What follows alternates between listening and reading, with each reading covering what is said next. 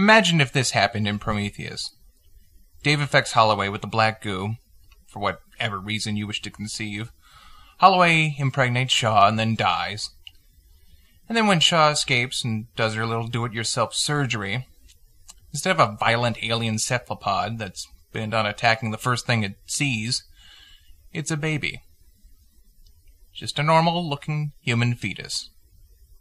The only reason that it was causing Shaw so much pain was because it was growing so rapidly. Not only would that be a twist on a played-out old trope of the hideous alien pregnancy that we've seen for the last 30 years since the original Alien, but contemplate how much more horrifying that would be for Shaw, who was incapable of becoming pregnant, who may have just destroyed her one chance of having a child. Now your mind is racing. What does this imply about the goo? Did Holloway somehow know what would happen after he got infected? Would the baby have killed her if it kept growing so fast? Would it have been a really normal baby? Soon after, David and Vickers show up and they find Shaw.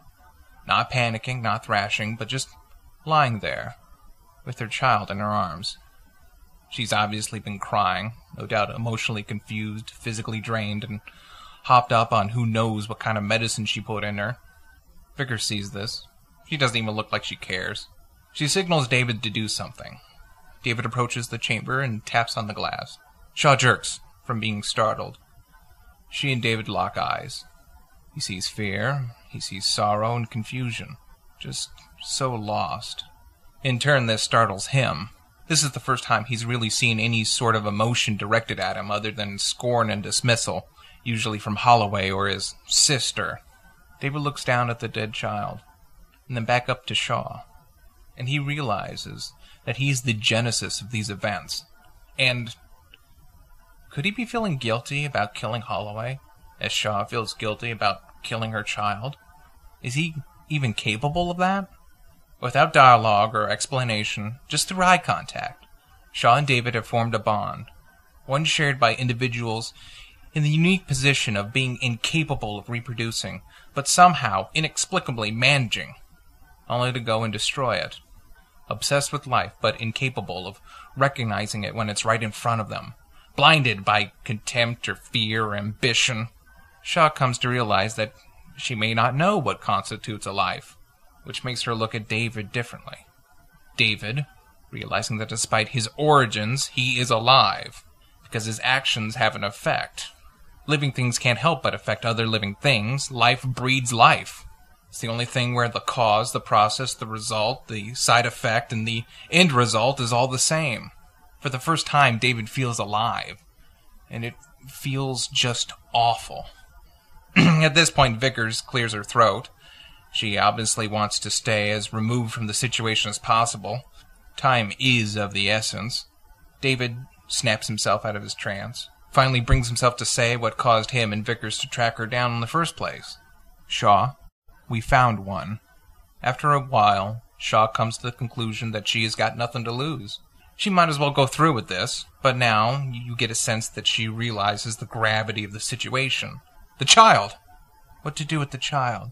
Just wrap it up in some medical blankets and deal with it later, I suppose. There's nowhere to put it. Leave it in the chamber. Both Shaw and David watch as it closes shut. He stays very close to Shaw, walking alongside her, because, frankly, you can't run around after surgery. Your muscles won't allow you to. Someone's got to help her get around, and it might as well be the robot. No, it's still on his mind, isn't it? That this is a direct result of his actions. David is obligated to Wayland, but now he's loyal to Shaw, because both of them are now more lost than ever, weary travelers, finishing their pilgrimage. I had to tell you that little story because when you hate a movie so much, it's very easy to tear it down without putting something in its place. After all, the first defense of any movie is usually, "This movie was awesome. You think you could do better?" Which I find to be an extremely cheap tactic. After all, someone doesn't need to be a cook in order to know when they've put something rotten in their mouths. But nonetheless, that really is a call to duty for anyone who claims to work in the creative media. So yes, it helps your argument to show that you are thinking, that there are ways to create stronger characters, stronger events, and reinforce floating themes that the movie wants to invoke, but never integrates. Now you're probably asking yourself, well, okay, how do you get the giant monster at the end that fights the engineer? Well, to that I say, why don't you just use the snake monsters? Why don't they impregnate one of the geologist or the biologist? I mean, you introduce them. Why have them and then drop them? You know, that way you show that the goo can make monsters or it can make humans. You don't have to make a confusing connection between the two.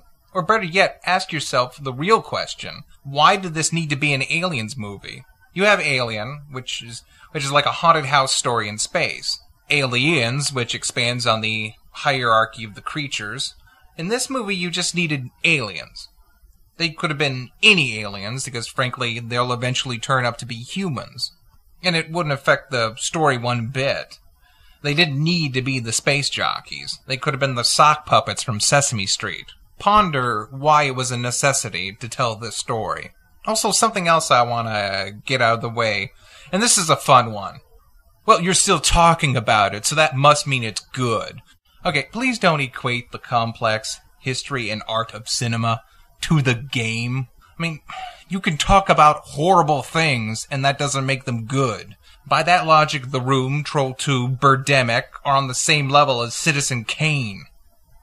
But I guess you have a point. How dare people form an outspoken opinion about a movie that's 2 weeks old, that is connected to one of the most influential movies of all time? And through social media, no less. Is nothing sacred? If you haven't noticed, I'm not only trying to do a critique of the movie, I'm actually critiquing. For example, I'm actually stunned so many critics I follow seem to be pulling punches on things they've come down really hard in the past, to the point where they just seem to be making fun of people for actually pointing out plot holes and failures in logic, when they're going to be doing the exact same thing a week later on some different movie. More so, some of them seem to be actually really disinterested in discussing the movie. There's this one guy I follow, and I actually value his opinion a lot. He said the movie was okay. Not terrible, but not great. Which I can respect. But here's the thing that bothers me. He said he's sick of people bitching about the movie. Which took me back a little. This guy's a movie critic and screenwriter. You can't be a proctologist and complain how many assholes there are in your life. People, because people are naturally going to be vocal about their opinions. But when half the population runs up to you screaming, it burns, you might want to look into it. Okay, let's get started with my own personal review by looking at the first scene, the part with the alien. I've got 3 problems with this. First, you've shown your biggest twist first thing in the movie. From now on, the movie isn't about, well, did aliens have something to do with life on Earth? You've shown that already. We may not know the details, but yeah, we know something happened. It was done on purpose, and we established a method. So there's no suspense in that regard. From a story perspective, I think it's the worst mistake you can make. Because now it's just, okay, let's just get to the point where these two groups meet. Now, people have been comparing this to 2001, saying that, that showed that aliens had something to do with man's development. And to that I say, no, it didn't. It showed that something did happen. We don't know where the obelisk comes from. We don't know who made it. We don't know how it's doing what it's doing. We don't know its purpose. The twist ending of that movie could have been zombie Mr. Fantastic sent obelisks to parallel Earths to make the brains of its denizens all nice and juicy for harvesting. There's nothing at this point to disprove it. In Prometheus, there's a spaceship. Well, aliens. Now, at this point, we still don't know that these are the space jockeys. In fact, during this part, I'm already thinking, okay, the space jockeys and the alien humans are enemies. This is ruined by another reveal that comes way too early when we find that they are one and the same. Anyway, second problem. And this was confirmed that this guy was seeding Earth with his own DNA. Here's my problem, and it's more of a scientific one. I mean, you can bring up culture to kind of gloss over this one, but these guys are supposed to be more advanced than us. Well, we can grow ears. You're probably saying, well, what does that mean? Well, I mean, right now, we have the ability to culture DNA in organic tissue. We have the cloned sheep to prove it. What was stopping these guys from just simply taking a sample and mixing it with the mutagen? Or the solvent, whatever you like to call it. It apparently breaks down everything and then rebuilds it over time. Really a legitimate scientific question, I think. Well, then that's when you say, well, it's a gesture that counts. For some reason, they believe that they had to do this. So why are you cheapening the sacrifice? Okay, third and final problem. It is apparent that he is sacrificing himself. And we are supposed to feel for that. But let me ask you, who's he sacrificing himself for? No one is here yet. We don't get a sense of the nobility of this action because there's no suffering before it. The situation itself is inert. You have to bring everything you know about the idea of sacrifice to it. And then again, that's just from a story perspective. I just thought that the whole thing could have been really just done better. But okay, now that I've looked at the first scene, we can use that as a template to break down the movie to 3 levels. 1, the plot and characters. 2, science. And 3, symbolism.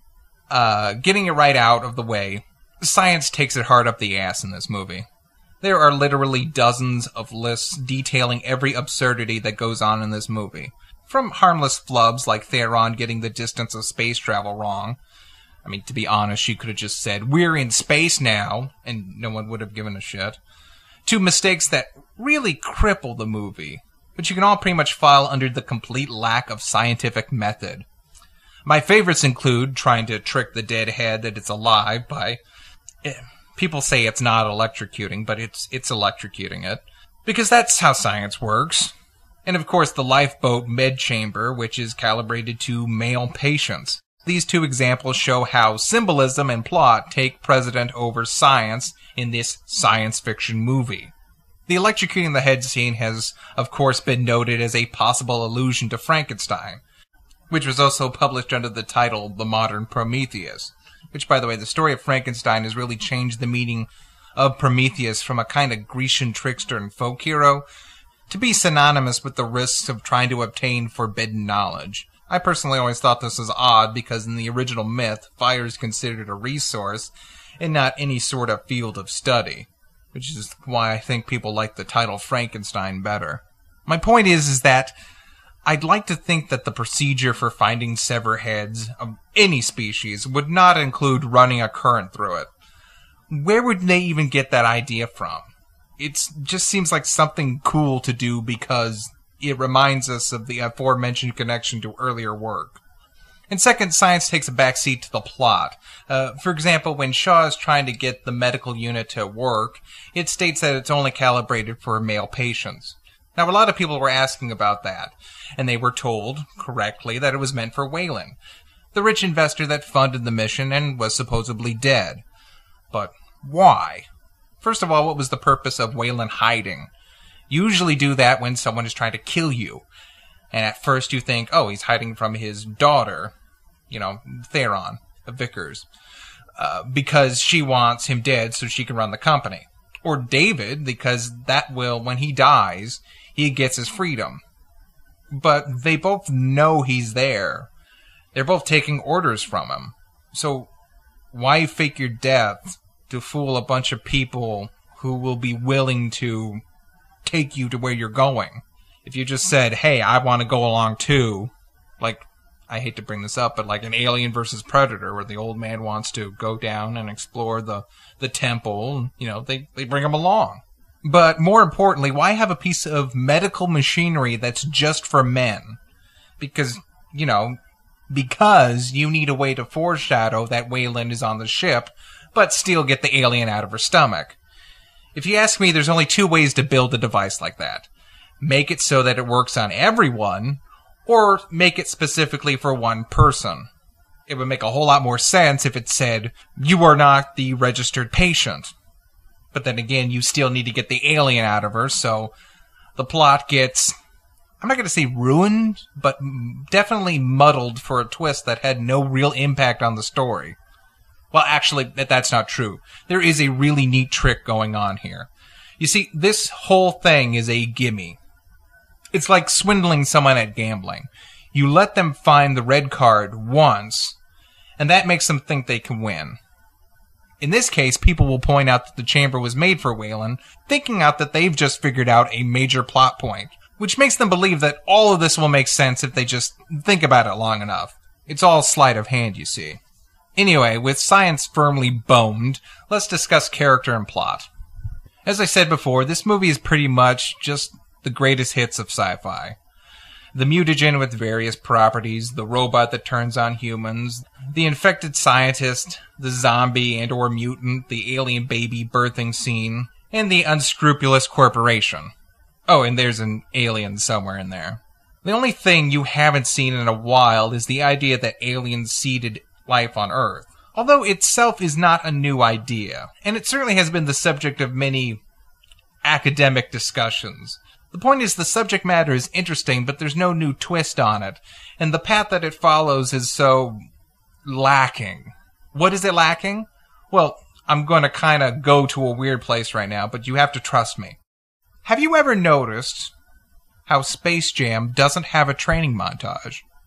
That's weird, right? It's a sports movie. Yes, it's an animated movie, but it's also an underdog sports movie. And a training montage is often the meat of that kind of movie. It's where the passion and or comedy comes from. Where the character is built up and you as an audience member gets hyped. Space Jam doesn't have that. It's kind of glossed over with a lame joke about sweating to the oldies and a minute of Michael Jordan in slow-mo. Very disappointing. Likewise, Prometheus lacks something that is often needed for the type of movie that it is. And that is a crisis of faith or a conflict of theocracies. Especially for Shaw. Shaw is a character with an unorthodox theology. It's implied from her past in connection with the cross that she's very protective of, that she is a Christian. But at the same time, she believes that aliens are the ones that created life on Earth. And the idea here is that she rationalizes that God works in mysterious ways, and that you don't know who made the people that made you. But there's never a point when dealing with this discovery that would send shockwaves through major human beliefs. Do you ever feel that this registers with her, or that she even doubts it for a second? Someone spiritual finding out that their creator is a bunch of blue guys in space who probably want them dead should have the same reaction as a skeptic who comes face to face with the devil. Or even God. I'm reminded of arguably the best part of Bruce Almighty when he meets God and then just freaks out and runs away. That's the kind of world-shattering reaction that needed to be seen. But you don't get that in any of this. It doesn't have to be from Shaw, necessarily, but it should be from someone. You can even add the crazy crackpot Christian who gets up and starts screaming, these things didn't make me, God made me, and then you can have them die, because deep down they're horrible people, that old stereotype. Which, by the way, I'm not saying that Christians are horrible, I'm saying that that's a stereotype. Watch The Blob, the 1980 Blob, and you'll get what I'm saying. But getting back to Shaw, you've got a problem with her right here. You've given her a theology that won't clash with the events in the story. But at the same time, it doesn't help either. There's no drama inherent to her character. The real crisis of faith presented is that the groups think that the aliens are going to welcome them with open arms and make them comfortable, give them all sorts of cool technology, and set out fiddle-faddle and sun-kissed. But of course they don't, they're pissed, and even then Shaw doesn't seem to comprehend what this could imply. She's even dumb enough to head back to the alien homeworld, which I can understand if it was just a screw-it decision. I've got nothing to lose, why not?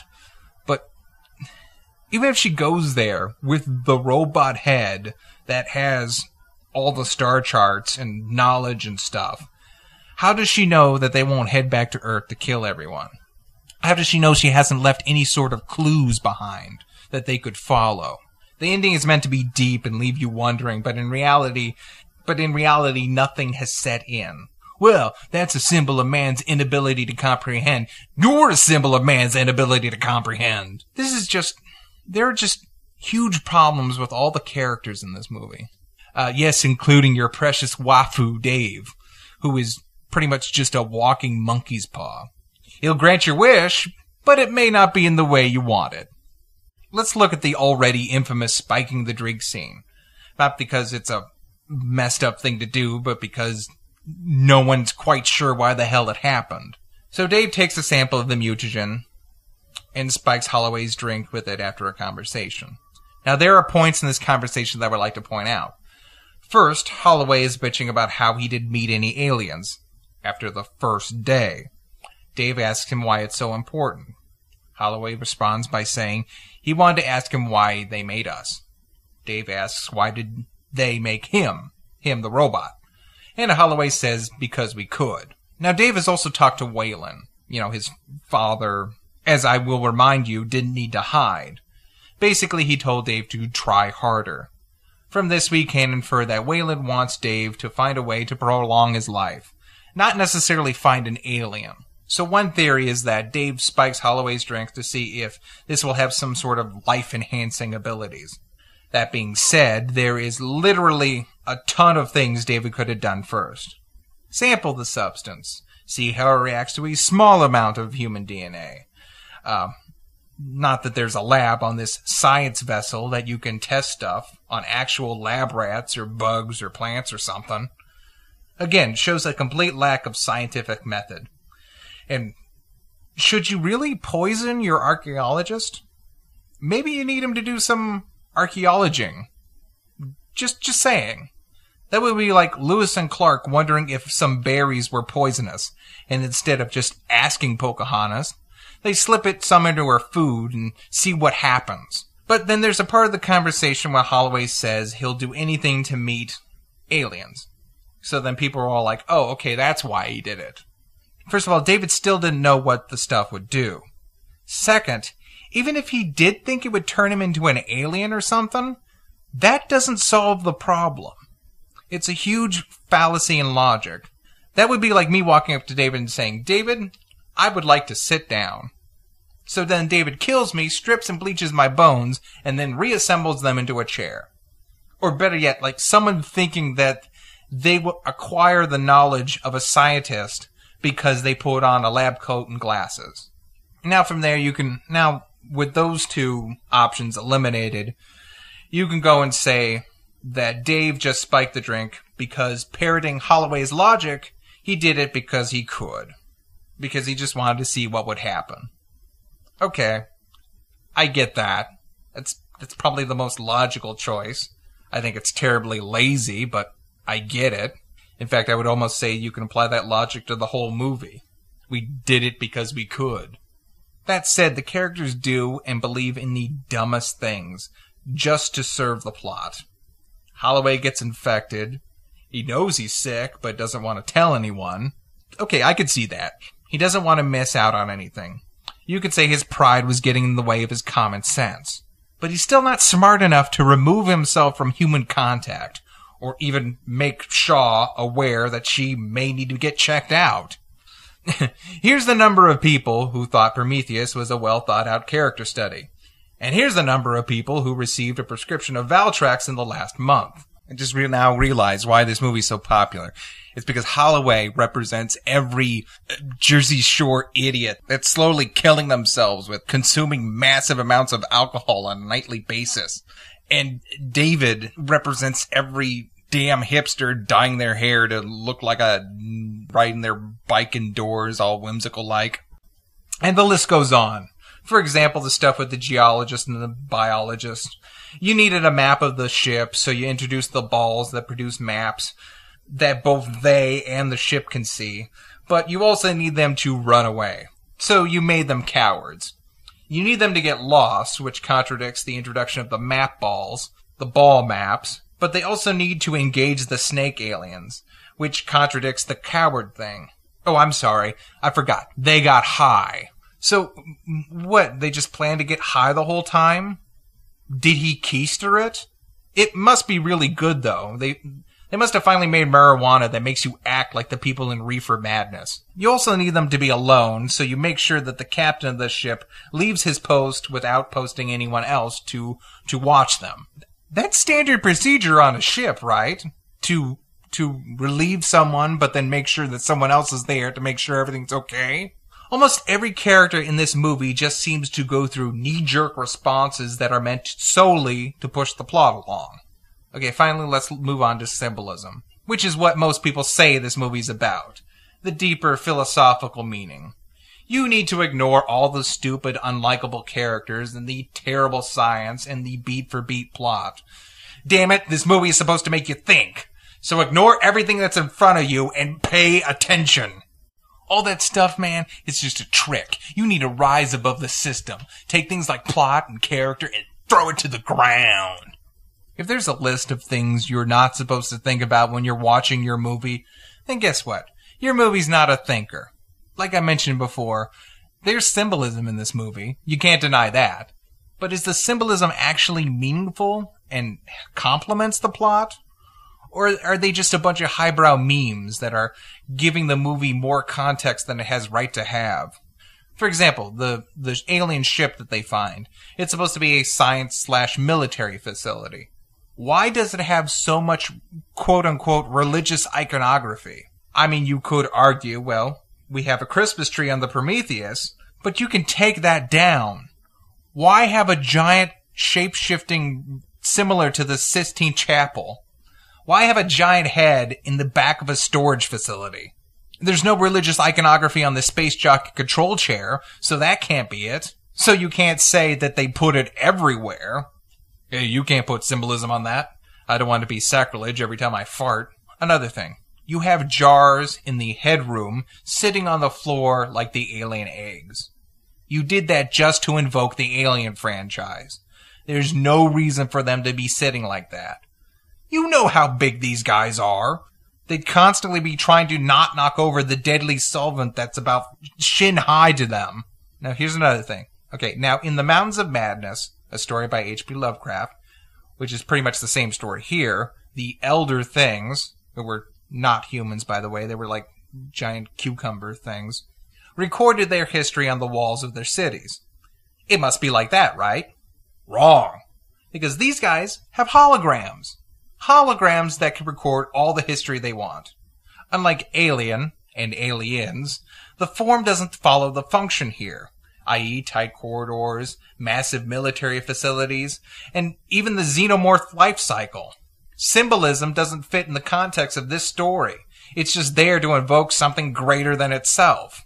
I've been reading a lot of interpretations of this movie in hopes to understand the movie better.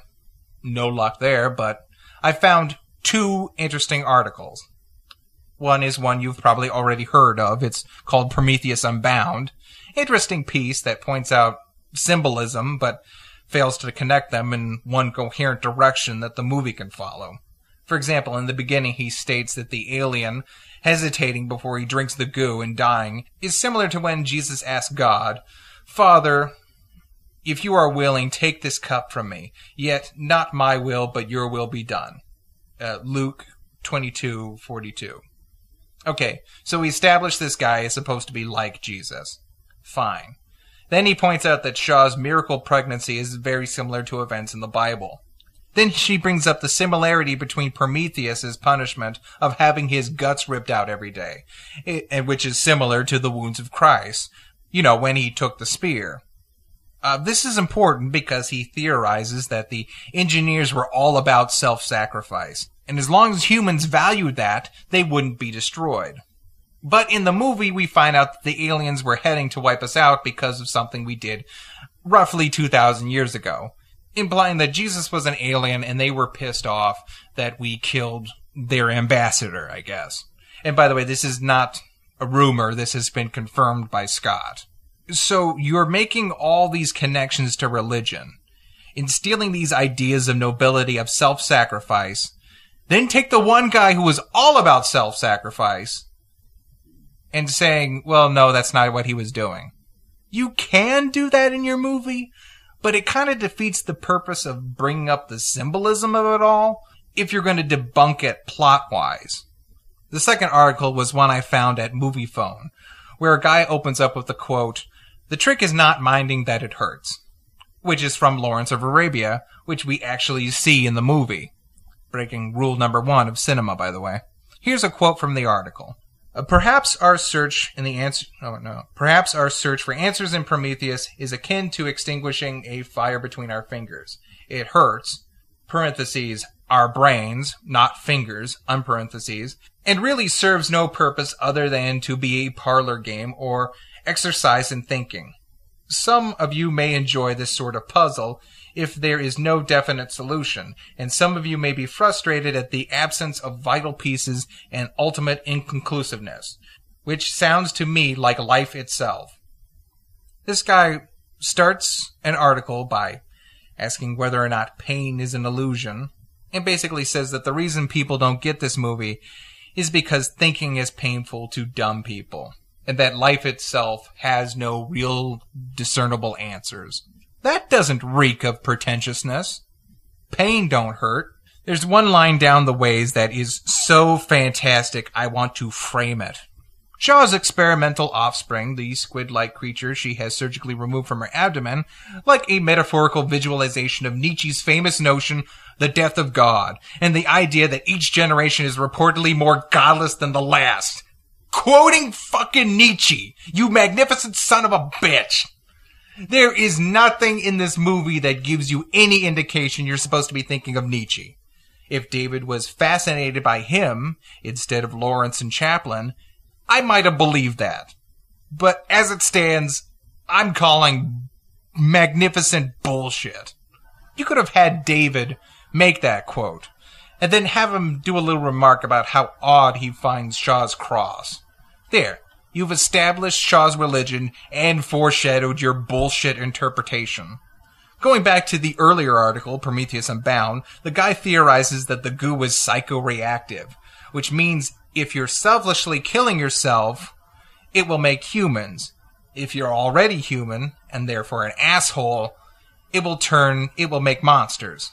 There is nothing to suggest that either, in any way. You're just assuming that because of Space Jesus. Not because of what is happening, but because of what this symbolism would imply. This movie uses symbolism and philosophy like the Transformers movies use explosions and ass. There is so much here that you can't help but make connections. You're not smarter than the guy who likes explosions and ass. You're just distracted in an entirely different way. Just throw everything about religion and myths and journeys and seeking knowledge and creating life artificially. People are bound to come up with something. Oh wow, look at this apple. It looks just like that apple over there. Isn't that creepy? Well, we are standing underneath an apple tree, so this is the logic that makes the news look at politicians' body language instead of what they say, and helps make claims that Freddy Got Fingered is a work of Dadaist cinema. And it's easy. It's so easy. You can apply this deep philosophical logic to anything. Watch. Underappreciated during its initial release, most attribute the fail of this movie to the setting's radical departure from its original source material, choosing a more gritty and realistic backdrop, its questionable science regarding the origins of humanity, and its open-ended conclusion, which left many things unanswered. Although it features accomplished award-winning actors, most will not look fondly back on their experience due to several unfortunate clashes on set. However, it's only later that we realize, like Spider-Man to skyscrapers, Indiana Jones to ancient tombs, our protagonists find themselves at home amongst the pipe-laden constructs of a huge metropolis, as they race and dodge to solve a mystery that both explains the origins of humanity and threatens to doom it. One of the major themes in this movie is how technology has affected our progress, and how we evolve, or perhaps de-evolve, the more advanced it gets, raising the question, where are we heading as a society? Aside from the gripping plot, the film is also wrought with symbolism, which I'm afraid has escaped most of the general public. But it's all there for the viewer to decipher. The masked landfill workers, the mushrooms, the flamethrowers, the jump shoes that appear to add several inches to a person's height. I risk spoilers, but I need to talk about my favorite scene, which takes place in an elevator, where our heroes have to distract the guards by getting them to dance, which symbolizes the music box that appears in the third game. Yes, Super Mario Bros. The movie is bound to be remembered as a cinematic classic in the generations to come. See? So for everyone that's saying, well, just you wait, this is going to be like Blade Runner. No, it's not. Blade Runner was new and subtle in ways that people didn't even know how to deal with. You know what you know about Blade Runner now. Right now. You've already acquired the knowledge learned from that experience. You can apply that to other things now. You shouldn't have to wait 30 years to figure out whether a movie is good or not. For example, in Blade Runner doesn't hide anything, and the symbolism that is there serves the story. Separate from the movie, a unicorn has its own mythology and meanings, and different people will view it different ways.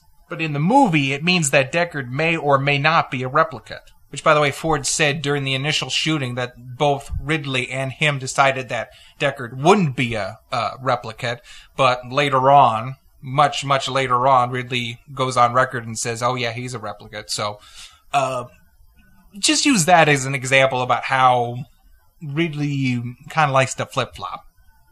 Besides, what kept Blade Runner alive was its look. Generations fell in love with future noir because it was so new and striking. Which I guess is a good way to talk about the fourth level of this movie. That's right. There was a fourth level all along. A review with a twist. Visually, this movie is stunning. Like all Ridley Scott movies. There's not one of them that doesn't look good, or at least the way it's supposed to. I of course bring up Robin Hood, which is dirty and gritty, and it still looks good. But visually, there's nothing new in this movie either. Think about it. We have spaceships, that CSI thing at the start. Geiger didn't work in it, so you can't say you see any of his new art. I don't know what to tell you. It looks great, but at the same time, it's nothing I'm going to remember. And I guess those are my thoughts on Prometheus. Now you're probably saying, wow, you put a lot of thought into this. This must have really obviously affected you on some level. Well, like I said, you're kind of messing with the context of one of the most iconic movies ever. Of course, people are going to react.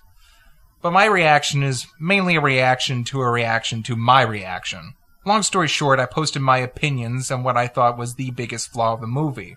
This guy calls me an idiot, and then bans me from commenting back. Well, that just pissed me off. But it also caused me to look further into it. I mean, who knows? Maybe I was wrong. But basically, everything I read started out with, you're too stupid to get this movie. You have to ignore the blatant mistakes that we pick out in every other movie because this is something deep and special. Then each one of them rattles off some completely different, ankle-deep psychological bullshit. Intelligence is based on communication. If you lose half your audience because you can't focus on character or plot, because you're constantly working on little secrets you know you won't be able to finish by the end of the movie, that's not good writing. If you like the movie, fine. Everybody likes what they like. Everybody likes what they like. You can like it because it looks nice. You can like it because you like the actors. You can like it because it makes you think on a personal level. But if you're one of those people that start your argument with, you're too stupid to get it, and then run away before you can even talk, this is what I want you to do. I want you to crack your helmet open, get on your knees, and suck the infected knob of this movie to your heart's content. Then, go fuck yourself. Have a mutant alien baby, then have it fuck you. The resulting love child will get about 5 feet and then collapse due to massive eternal failure due to generations of narcissistic inbreeding. Sorry. Just had to get that off my chest.